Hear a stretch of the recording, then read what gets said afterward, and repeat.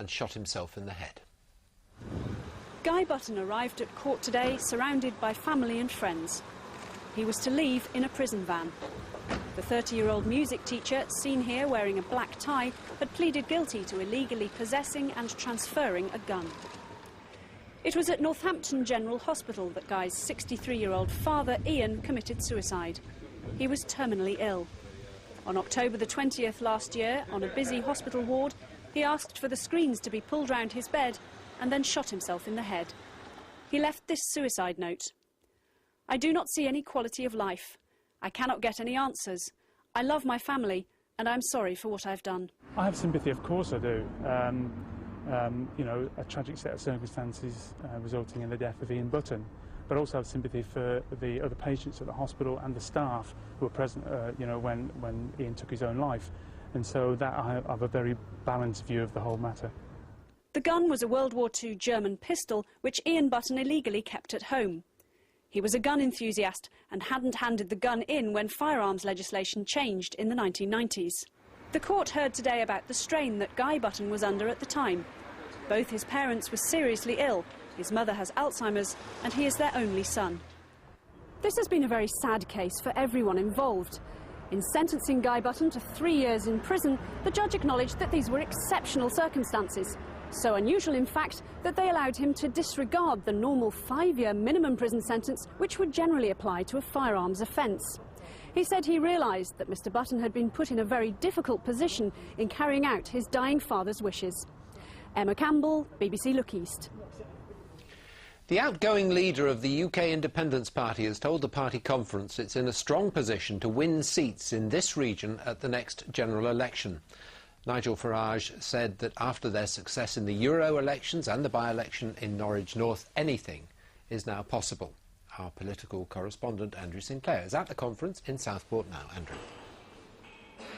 Stuart, they're just setting up for a celebratory party dinner behind me tonight. You know, for the last 10 years or so now, people have been trying to write off UKIP.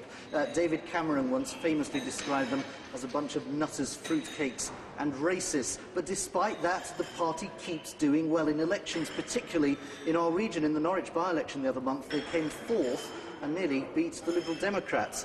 I've met a lot of delegates from our region up here today, and they all tell me the same thing, that they think it's not just protest votes they're picking up.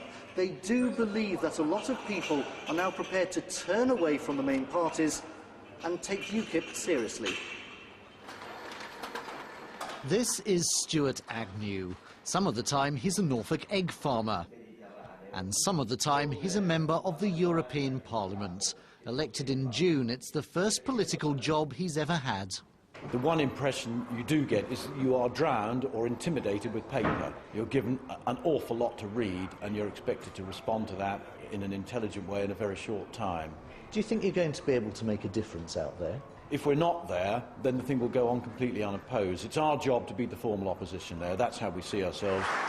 And this afternoon here in Southport, Mr Agnew was on stage being paraded as one of UKIP's latest successes. With its call to withdraw from the EU and not being part of the Westminster expenses scandal, the UK Independence Party once again did well in the Euro elections. They won 2 seats in this region, taking votes away from the Conservatives. I think it's unfortunate that UKIP did so well. If you like, they are an irresponsible party in the sense that they can make statements which they're never going to have to deliver on. At the end of the day, we were here to produce some results. But support for UKIP keeps growing. For the first time ever, they now have 3 county councillors in the region. In the 6 weeks since being elected, Pete Reeve has already pleased voters in Ramsey in Cambridgeshire by persuading the police to increase nighttime patrols. In the past, people saw UKIP as a wasted vote, and people now know that if they vote how they believe, if they vote for UKIP, they're going to achieve we can actually win it, and we can put in place the things we've been talking about and they've wanted to see for so long. And with so much success behind them, all the talk this weekend is about the general election, where they believe they can win their first Westminster seats. Andrew Sinclair, BBC Look East.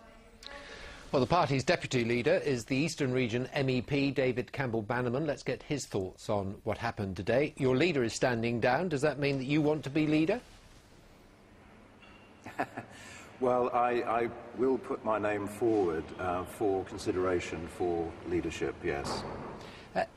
You know, we've had a very good day here, and I'm sorry Nigel is going, but he's made that decision. He's got a lot on his plate, and I will be putting my name forward, yes.